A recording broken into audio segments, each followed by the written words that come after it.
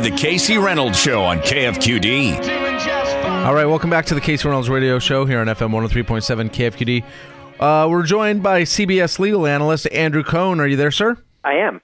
Welcome to the show. So this morning, a big decision by the U.S. Supreme Court throwing out certain elements of the Voting Rights Act. What exactly did the Supreme Court rule this morning? What the justices ruled 5-4 was that the formula that Congress uses to determine which jurisdictions have to clear their voting rules in advance with federal officials, that formula was outdated, that it was based on old data, that it didn't reflect the many gains that have been made in the area of minority voting in the 50 years since the law was passed. And so what does this mean in terms of practical application of those laws?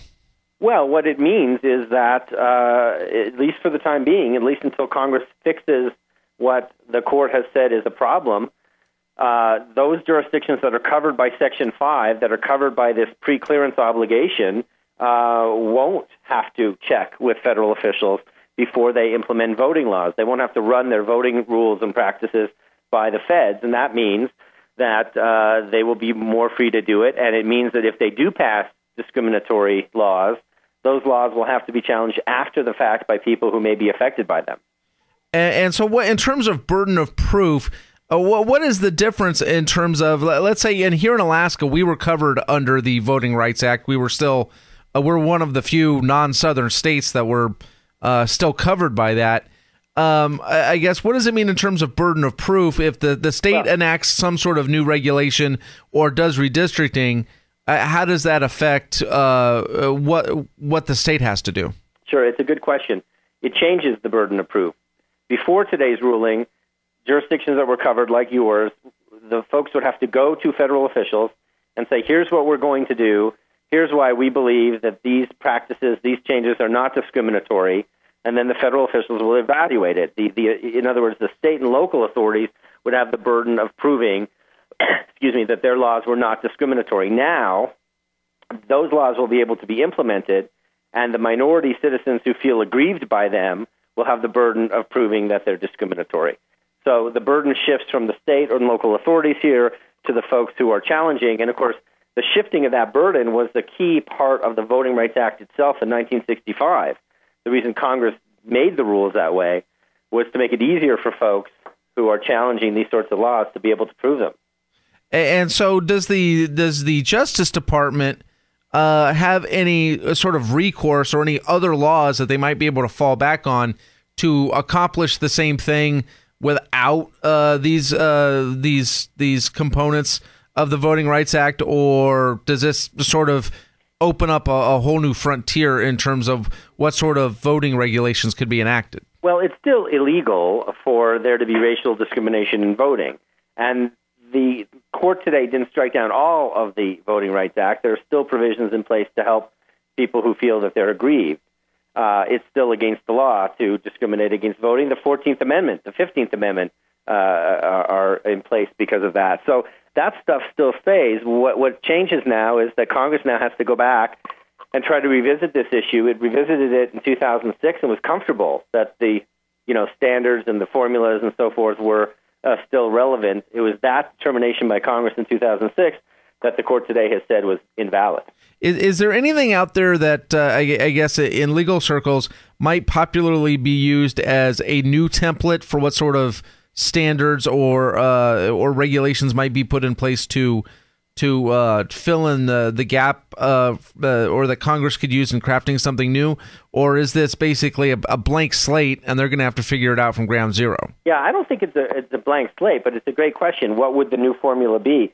A lot of folks in the voting rights advocacy community argue that maybe it's time to have a blanket rule, right? Not just in Alaska, not just in Alabama, but all over the nation. Right. And in fact, in the decision today, Chief Justice Roberts said, if you're going to treat states differently, one jurisdiction to the other, you have to really justify what you're doing. Well, maybe the answer for Congress is not to narrow the scope of this, but to make it applicable to every state. In the 2012 election, for example, in Pennsylvania and Ohio, there were these restrictive rules, and those states aren't covered by the Voting Rights Act. Give me an idea. What was the constitutional justification for throwing this out? Because it seems, or maybe it's just from the reporting that I'm reading, that the Supreme Court essentially said this isn't reasonable anymore, so we're throwing it out. I mean, what is the constitutional principle, I guess, that they're hanging their hat on in terms of saying, well, we're just going to decide whether we think something's reasonable or unreasonable, not really whether it's constitutional or not, because it seems like they upheld the structure of the law, but seem to, tell me if I'm wrong here, they seem to throw out the reasonableness with which it's being applied. Am I right about that? Well, what they did was they basically overturned Congress, right? Congress made the determination that this formula was still valid. Congress made the determination that these jurisdictions would still be subject to the law. And today the Supreme Court said, no, there was not sufficient justification. So in the sense that the court is being less deferential to Congress than it normally is, that's what's happened here. The court has basically said that the 10th Amendment, which protects state sovereignty, is a valid concern here, and that these jurisdictions have a constitutional right to be free from this different treatment unless Congress can prove and justify the different treatment, and it's the proof and the justification that the court said was lacking. But the court still upheld the Congress's ability to do this. They just have to do it in a more reasonable manner? Right. What the court said was they have to update the statistics. They have to refine and define these rules to reflect what's happening, what's been happening over the past 50 years, the many gains that have been made in voting rights for minorities in the past 48 years. And we're talking with CBS legal analyst Andrew Cohen. Andrew, is there any talk or any thought that this might have a trickle-down effect to laws at the state level or other laws that might be affected by this, or is this pretty self-contained to this one specific thing? Well, the ruling itself addresses the federal statute, right? Mm-hmm. The federal statute was designed to protect against countless number of local and state regulations and rules that affect voting. So that sense, there'll be a trickle-down. But this ruling today affects this one statute only.